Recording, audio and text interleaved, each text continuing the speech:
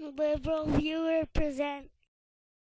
So one of the great things about Barack Obama's recent speech discussing the issue of race was the way he connected the emotional experiences of various groups in America as really being part of a common experience.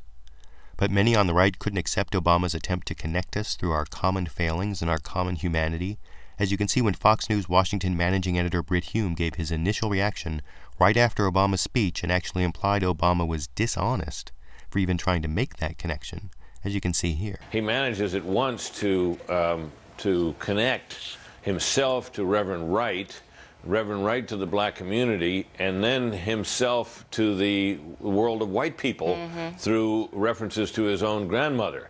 It is one thing, it seems to me, however, for his own grandmother, a white woman of an earlier generation, to speak of her trepidation at a black man on the street and to occasionally utter a racially tinged comment, than for Reverend Wright in this day and age from the pulpit of a Christian church to be uttering the kind of things that he was uttering.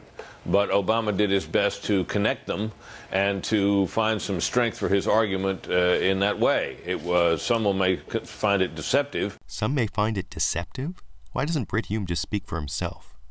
Even worse, later that day, Fox News' Bill O'Reilly came on to explain that it's not that whites don't understand racism, or even that whites don't understand black anger about racism, but according to O'Reilly, the real problem is that blacks don't understand white anger over black anger about racism, as you can see him argue here. I don't know whether you understand the anger that many Americans hold for people like Reverend Wright. They really don't like him, and anything around him is going to be dangerous. But unlike O'Reilly, I don't think we should skip so quickly over the source of Reverend Wright's anger to get to the indignation of white people as the supposed problem. And what was great about Obama's speech was that while he completely rejected the anger and even paranoia in some of Reverend Wright's statements, he didn't reject the man, but rather he examined the source of that anger, as you can see in this key passage from Obama's speech. Even for those blacks who did make it, questions of race and racism continue to define their worldview in fundamental ways. For the men and women of Reverend Wright's generation, the memories of humiliation and doubt and fear have not gone away, nor is the anger and the bitterness of those years. That anger may not get expressed in public, in front of white coworkers or white friends, but it does find voice in the barber shop or the beauty shop, around the kitchen table. At times that anger is exploited by politicians to gin up votes along racial lines or to make up for a politician's own failings. And occasionally it finds voice in the church on Sunday morning, in the pulpit and in the pews. And the type of anger and paranoia that Obama is describing almost seems like a form of post-traumatic stress disorder, and it reminds me of the way Professor Cornel West explained a comment by Most Def about the prevalence of 9/11 conspiracy theories in black barbershops when they were both on HBO's Real Time with Bill Maher last September, that you can see in this clip.